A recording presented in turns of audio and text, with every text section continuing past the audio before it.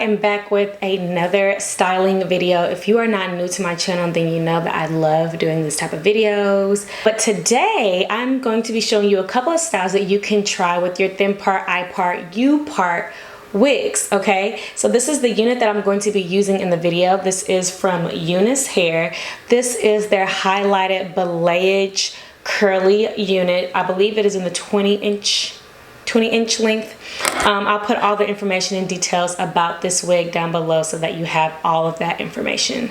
I do want to say before we get started with the styling in this video, I do have videos on how I wear these wigs with no leave out. So if you're interested in those videos, please check them out. But this video in particular is going to be showing how to style it with leave out. So let me know down in the description box below if you have any questions about these particular styles, and I hope y'all enjoyed this video.